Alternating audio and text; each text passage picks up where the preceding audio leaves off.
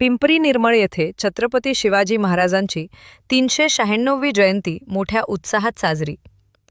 पिंपरी निर्मळ येथे आज छत्रपती शिवाजी महाराजांची 396वी जयंती मोठ्या उत्साहात व भक्तिभावाने साजरी करण्यात आली। सकाळपासून शिवभक्तांनी छत्रपती शिवाजी महाराज चौक बायपास रोड येथे छत्रपती शिवाजी महाराजांचा पुतळा स्टेजवर प्रतिष्ठापित करून विधिवत पूजा अर्चा केली। पिंपरी निर्मळ येथील सर्व महिला भगिनी, जिल्हा परिषद शाळेच्या मुख्याध्यापिका तसेच शिक्षकवृंद यांच्या हस्ते छत्रपती शिवाजी महाराजांची आरती करण्यात आली व शिवजयंती उत्सवाची विधिवत सुरुवात झाली।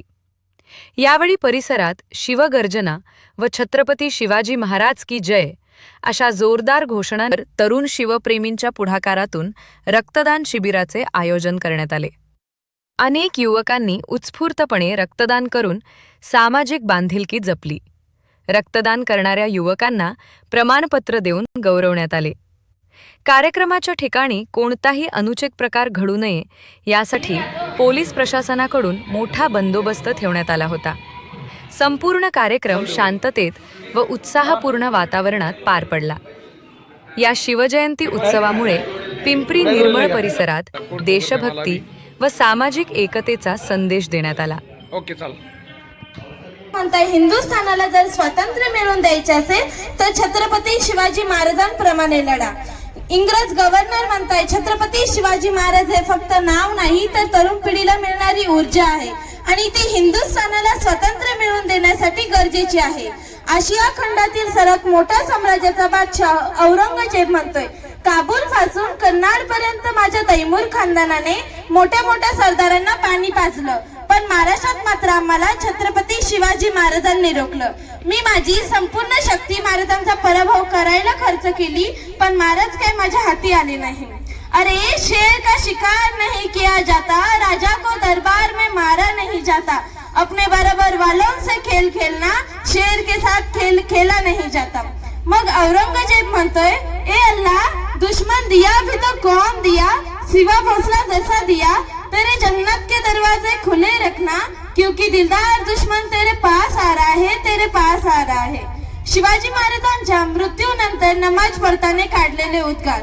अली आदिलशाहीतील बड़ी बेगम म्हणते क्या उस गद्दार दखन के सिवा को लाने के लिए कोई भी मर्द नहीं है, क्या इस दरबार में लालच है ऐसी मर्दानी पे। शिवाजी महाराजांचा परक्यांना इतका मोठा विश्वास होता का तर त्यांचे कर्तृत्व, माजिदांचे संस्कार आणि शिक्षण।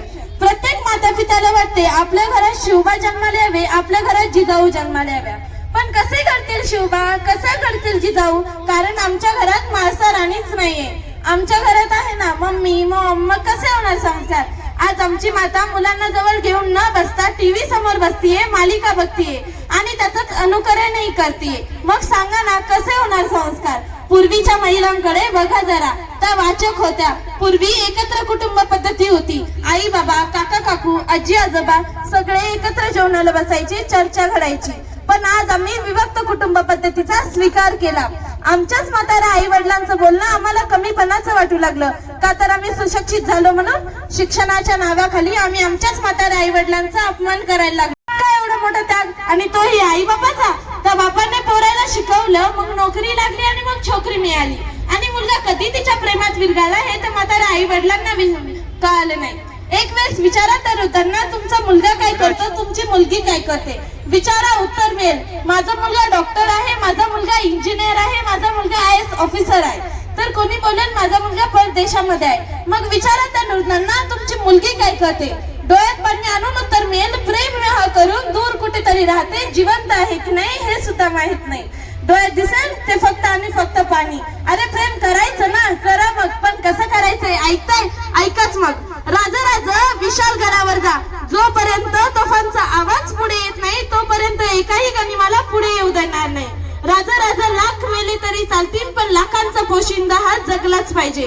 राजा आधी लगून तोंडाण्याचं, मग माझ्या रायबाचं, प्रेम करा बाजी सारखं वीर ताना। मी तर म्हणते वर्षाच्या 365 दिवस शिवजयंती साजरी झाली पाहिजे। त्यांच्या मूर्तीच्या पूजेसोबत त्यांची कीर्तीचीही पूजा व्हायला हवी। प्रत्येक घरात जर जिजाऊ जन्माला आली तर प्रत्येक घरात शिवबा नक्कीच जन्माला येणार। शिवाजी राजांची एकच शिकवण होती. अंगणातली तुळस, गोठ्यातली गाय आणि घरातली माय हेच आपले सर्वस्व. हे स्वराज्य म्हणजे त्यांनी लावलेले एक छोटेसे रोपटे. त्यांच्या कीर्तीच्या याच्यावर चाललो तर त्यांनाही असे वाटेल की मी लावलेला बाग अजूनही टवटवत आहे. ते स्वर्गातूनही हसतील. छत्रपती शिवाजी महाराजांची खरंच महाराष्ट्राला गरज आहे हो, गरज आहे. अंधार झालाय खूप, अंधार झालाय खूप, एक दिवा पाहिजे. राजे माझ्या महाराष्ट्राला पुन्हा तुम्हीच पाहिजे. राजा माझ्या महाराष्ट्राला पुन्हा तुम्हीच पाहिजे. छत्रपती शिवाजी महाराजांच्या जन्माच्या वेळी जिजाऊने एकच स्वप्न बघितलं, ते म्हणजे स्वराज्य. स्वराज्य स्थापना 400 वर्षापूर्वीचं स्वप्न त्यांना असं वाटलं आता पूर्ण होणार. आणि छत्रपती शिवाजी महाराजांच्या जन्माच्या वेळी त्यांच्या शहाजी राजांवरती मुघलांचे सैन्य हल्ले करून आले. इकून आड तिकून वीर झाले असताना त्यांना समजले किल्ल्यावरती पाळणा हल्ला. छत्रपती शिवाजी महाराजांचा जन्म झाला आणि स्वराज्याला एक नवी दिशा मिळाली.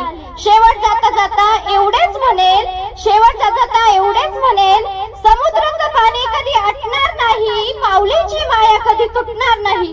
समुद्राचं पाणी कधी आटणार नाही, माऊलीची माया कधी तुटणार नाही. अरे वेड्या